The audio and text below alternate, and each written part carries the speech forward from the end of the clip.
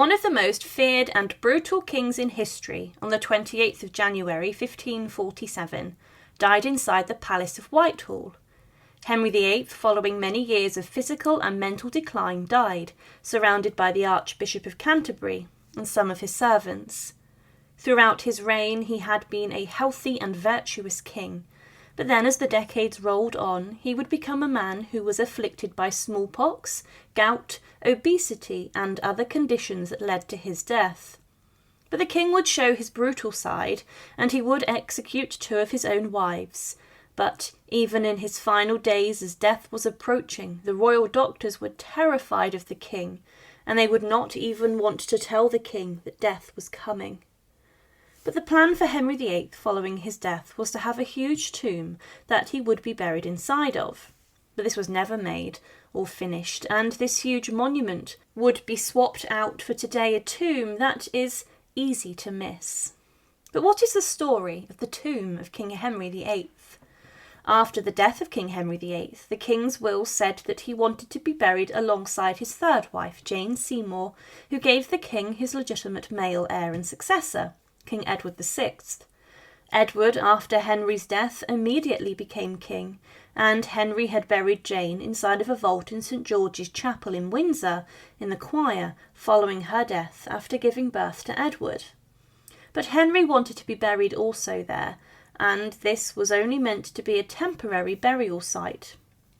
But still, 500 years later, Henry VIII has not been moved, and he is still buried in this place, alongside the executed King Charles I.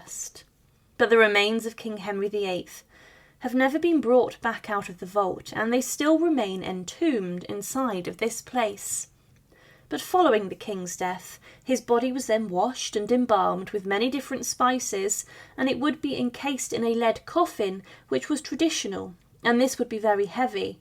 The coffin of Henry VIII then lay in state within the presence chamber of Whitehall, and it was then surrounded by burning tapers for some days, before it would then be moved to St. George's Chapel in Windsor Castle. The procession would carry the coffin from London to Windsor, and this was a huge event, and it would be 4 miles long. A hearse carried the coffin, and this was pulled by horses, and on top of the hearse was a wax lifelike effigy of the king, and this was covered in jewels. The funeral procession paused for the night at Sion Abbey, and this would then be a brief stop before the next day the king's coffin arrived at St. George's Chapel, and was then carried into the church by 16 yeomen of the guard.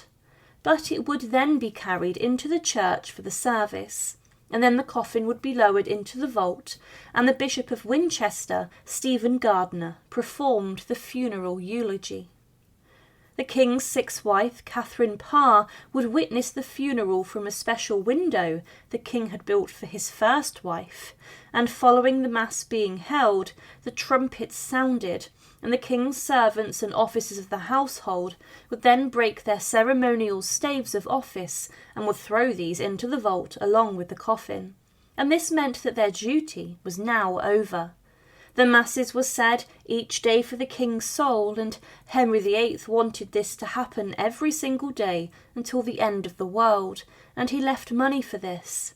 However, the king would, as mentioned, claim that this, in his will, was only a temporary burial site, and that one day he would be buried inside of an elaborate and ornate tomb befitting his place in history.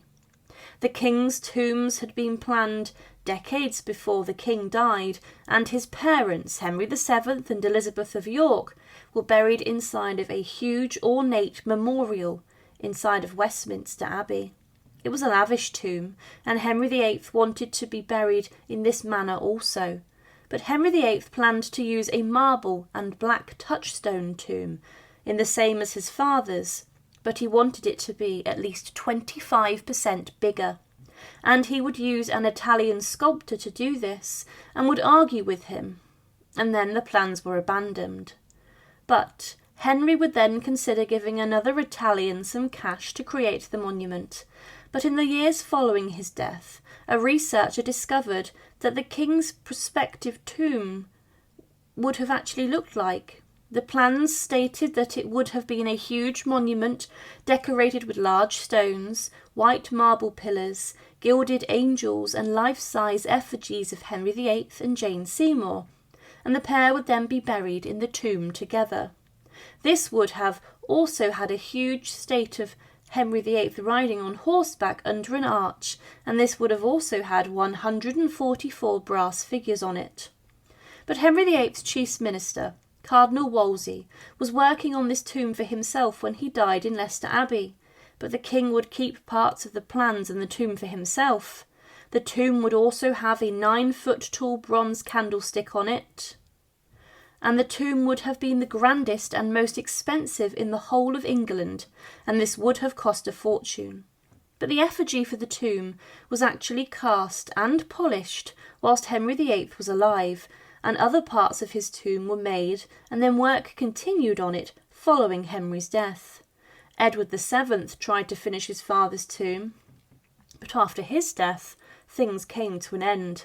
Mary I would not continue the work, and Elizabeth I would also look into the plans for her father's tomb, and she asked to inspect the work, but it was too expensive, and eventually parts of the tomb were separated and split up, and some were even sold to European countries. But eventually, the lost tomb of King Henry VIII would be used as the base for Lord Nelson's tomb, which would be inside of St Paul's Cathedral. Henry VIII still today is buried inside of the vault in the choir at St George's Chapel, and 500 years after his death. This was against his wishes, as he dreamt of a huge tomb symbolising his status in history, but he would be joined, inside of the vault, by King Charles I, the executed monarch who was interred in the same vault, as it was deemed as a quiet place to bury the disgraced king. Also, there would be an infant child of Queen Anne buried alongside Henry in a small coffin, and the grave of Henry VIII had been lost for centuries. And it was then rediscovered in 1813, following building work in the royal vault. But Jane Seymour's coffin was found intact. Henry VIII's coffin, however, was badly damaged and broken. The trestle supporting it had collapsed, and it was damaged when Charles I was interred into the vault. The coffin could also have split from pressure, and it's believed that the king's remains did explode following the gas expulsion from his body en route to Windsor.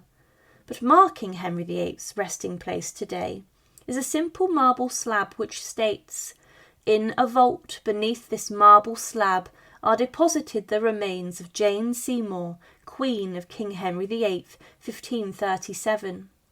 King Henry VIII, 1547, King Charles I, 1648, and an infant child of Queen Anne. This memorial was placed here by command of King William IV, 1837. This was not the tomb that Henry VIII wanted." Thank you for watching, and to support, please subscribe to Her Remarkable History. Thank you.